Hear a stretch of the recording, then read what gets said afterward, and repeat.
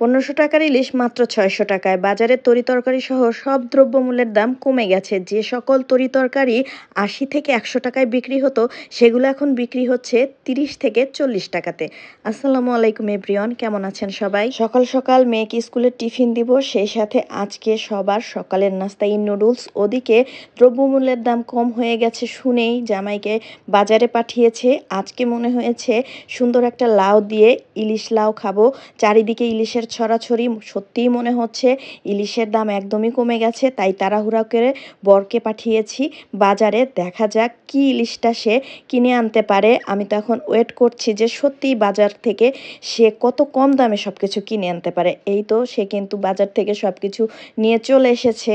আর এগুলো হলো নদীর তাজা দেশি বাইম মাছ, যেটার দাম কিন্তু আগের মতোই অনেক টাকা কেজি, যা কিনা বর্তমানে ইলিশের দাম থেকে একটু কম হওয়ায় জামাই ইলিশের পরিবর্তে এই বাম মাছগুলোই কিনে নিয়ে এসেছে। লাউয়ের দাম কিন্তু কম করে হলেও 50 টাকা, কিন্তু দুঃখের বিষয় ইলিশের দাম আগের মতোই চড়া হওয়ার কারণে আর ইলিশ লাউ খাওয়া হবে না। জাম্বুরোটাও নিয়েছে 50 টাকা।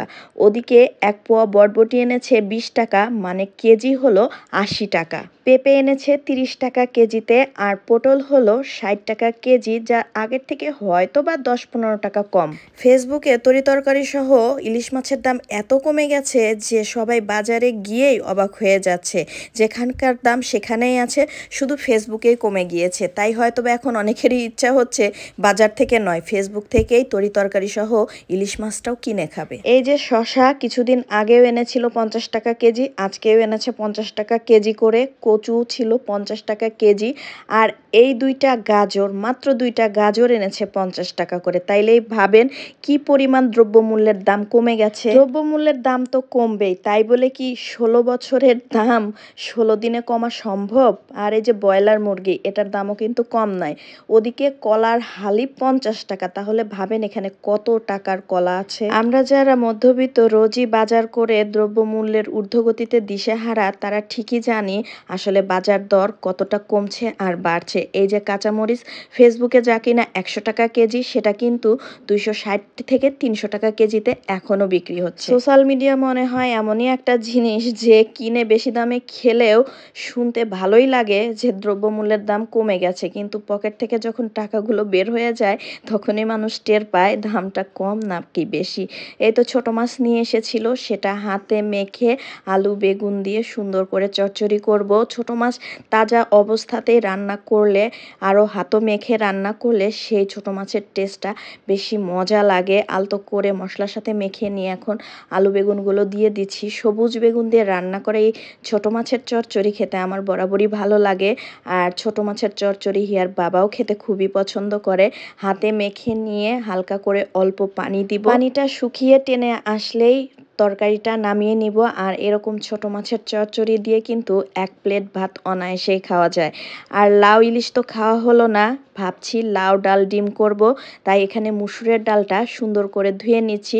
বেশ কয়েকবার আমি কষলে কষলে মুসুর ডালটা ধুয়ে নিয়ে এতে একটুখানি পেঁয়াজ, কাঁচামরিচ, লবণ, হলুদের গুঁড়া দিয়ে, সেই সাথে আগে থেকে ধুয়ে পরিষ্কার করে কাটা লাউ দিয়ে আগে কয়েকটা সিটি দিয়ে নিব। গরমে লাউয়ের তরকারি খাওয়া কিন্তু খুবই উপকার।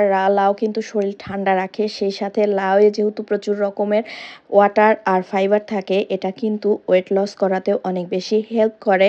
তো এখানে আমি লাউগুলো দিয়ে দিচ্ছি, দিয়ে প্রেসার কুকারে হালকা একটা সিটি দিয়ে নিব। সিটি না উঠলেও দেখা যাবে যে লাউটা সিদ্ধ হয়ে গেছে, পানি উঠবে প্রচুর, তাই তেমন একটু পানি বেশি দেইনি আমি। আর আমার একটা সিটি দেওয়াও লাগেনি, কিছুক্ষণ পরেই ঢাকনাটা খুলে দেখি অনেক পানি উঠেছে, সেই সাথে লাউটা সিদ্ধ হয়ে গেছে। এখন আমি লাউ ডালটা বাগার দিব বেশি করে সরিষার তেলে, রসুন কুচি আর পেঁয়াজ কুচি দিয়ে ভালো করে লাল করে ভেজে নিব। ওদিকে 2টা ডিম কাঁচামরিচ, পেঁয়াজ, লবণ, হলুদের সাথে একটু ফেটিয়ে নিব। ডিমটা লাউ ডালে দিলে খেতে অনেক বেশি মজা হয় আর খেতেও ভালো লাগে।